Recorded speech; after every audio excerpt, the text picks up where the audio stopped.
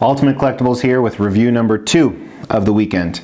Very excited to review this piece because it's actually one of my favorite. Even though it's not necessarily my favorite character, it is just one of my favorite statues for quite a few reasons. So with that, let's dive right into it.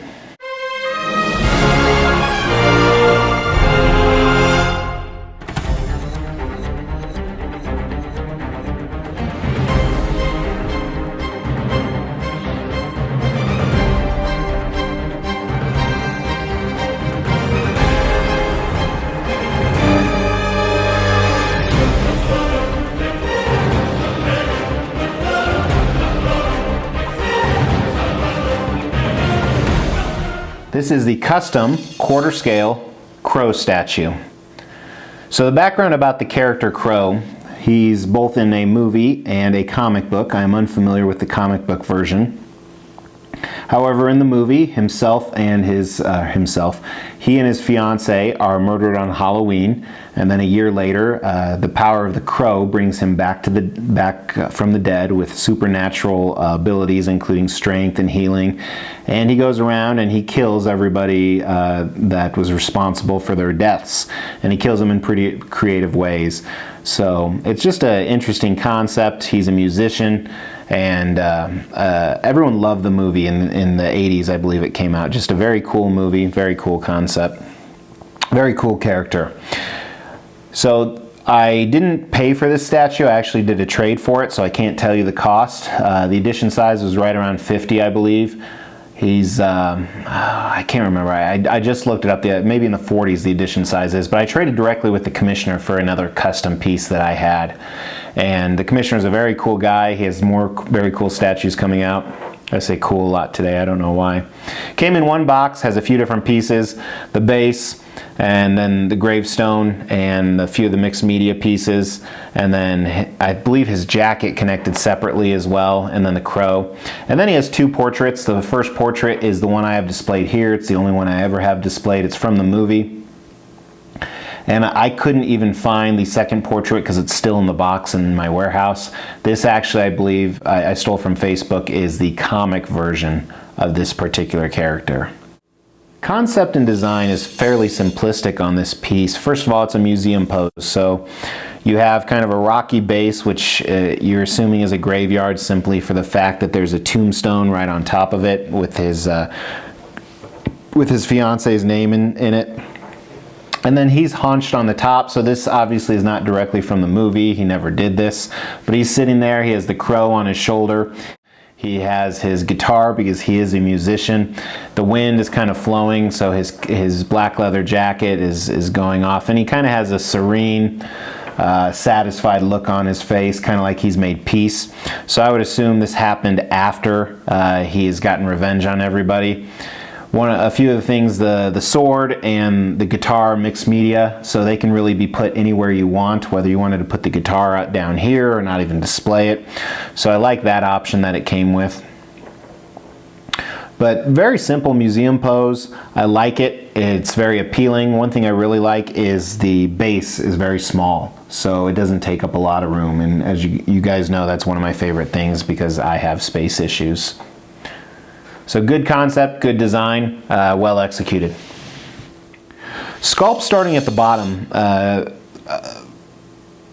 So many pieces have rocky bases, and I talk about this all the time, and I always tell you that I talk about it all the time. It's hard to make it look like a rocky base. They did a good job here. It's clear that there is dirt around where her grave is. Part of that's due to the coloring and the paint, which we're going to talk about, but part of it's also due to the different type of sculpt. The sculpt on the sides is different than what's on top, so they clearly wanted to differentiate. The rocks on the side, they could be going down into the earth or whatever it is, but very simple base, so I'm not going to talk too much about it. I love the gravestone, the tombstone. I think it's well done. I like the intricate works in the cross, so it is a cross. I like the intricate works on the front and the back.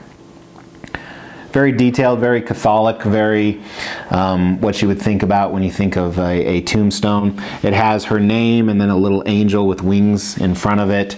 I think the sculpt on the cross is done very well.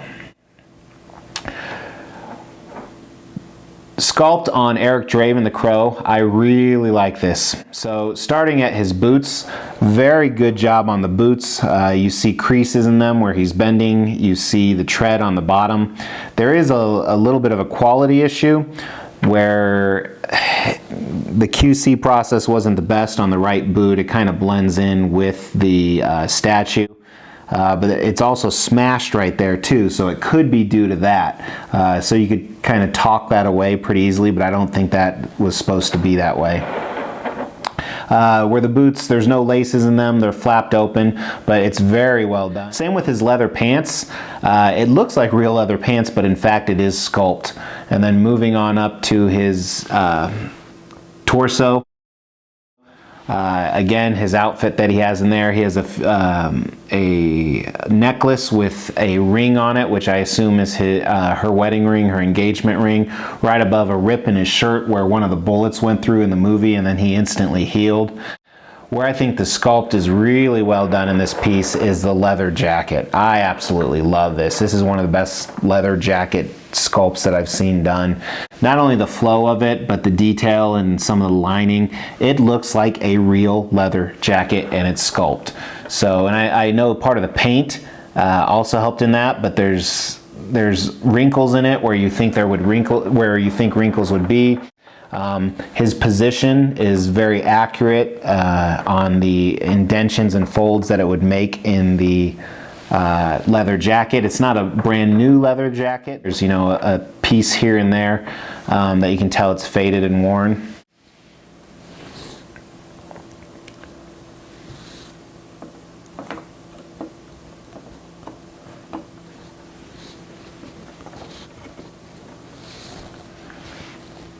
Interestingly enough, I just realized looking at this statue up close that I had the bird displayed wrong the entire time. So this is how it's supposed to be displayed. It's supposed to be displayed this way because there are actually feet sculpted into the jacket of the bird where it's grasping on. I had him facing the other way, so the feet were coming out of his side. So the bird itself is done very well to sculpt. What I really like is it's a very clean bird, which would make sense because it is a supernatural type bird, even though it does get injured at the end of the movie. There is a little bit of a miss where the bird sits on him. Because the feet are sculpted into the jacket, there's a tiny gap right there. But the bird itself, the eyes, the beak, the detail, I like. Then moving up to at least this portrait, and I'm not going to judge the other one.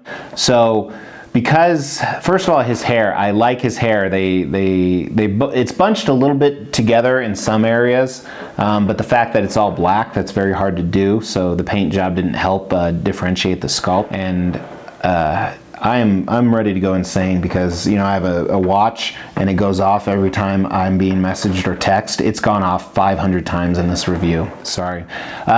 I think there's a lot of good detail in his face. I like the creases they did in his forehead. I like the, with his closed mouth, I like how they put lines around his cheeks and his sides, so he's almost pursing his lips together. It's not just clear in just his lips, but his lips are definitely differentiated. Very good job on his eyelids and his nose. So good sculpt on the face. I think the accurate likeness, the likeness is the word I'm looking for, to the movie is very well done.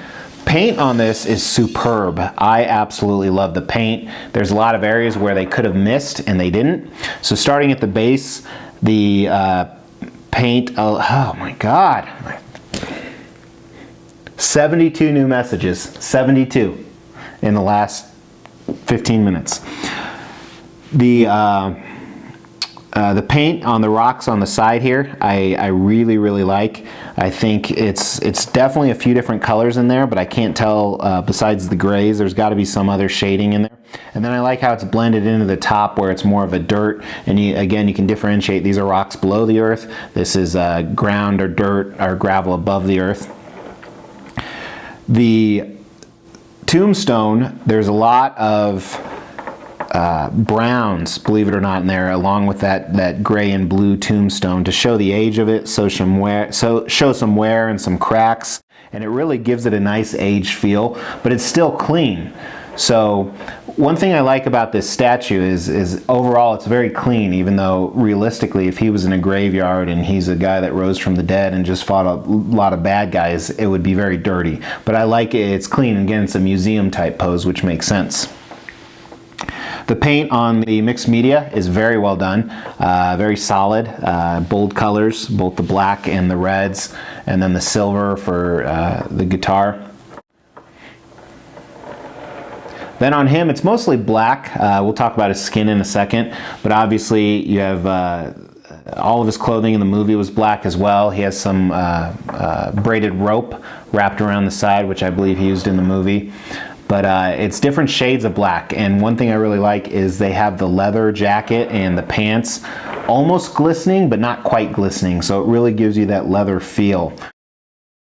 The bird is pretty much all one solid color of black, which I think rings true to when I think of the crow, where a real crow would have a few different colors, and then some slight brown in his eyes. His skin tones, not his painted face, but his neck and his hands, really only have 1 or 2 shades of flesh tones in there, but I think that's all that's needed. And I didn't really talk about the sculpt with the hands, but the sculpt is done well. You can see the veins, you can see the muscles, you can see the phalanges, meta whatever they're called. And then same with his neck, there's some good definition there and the skin tone is mixed in well. I like how they did mix in the white paint. If you remember in the movie, he painted his face. Nobody knows why. I'm sure there's a reason in the comics, but he just decided to paint his face. And where it blends in on the sides and on the bottom with the flesh tones is very good. It's as if somebody did actually paint that. But they have the black around his eyes and then the black, almost black lipstick. But the cool thing is you can still see that there's red underneath. So that was very intentionally done by the painter, especially on a production piece, very well. His eyes don't look real, which some people can do eyes very well and they can look very real. His eyes, they don't look bad, they just don't look real, which, you know, lately in the game, I think eyes are becoming better and better on every single piece.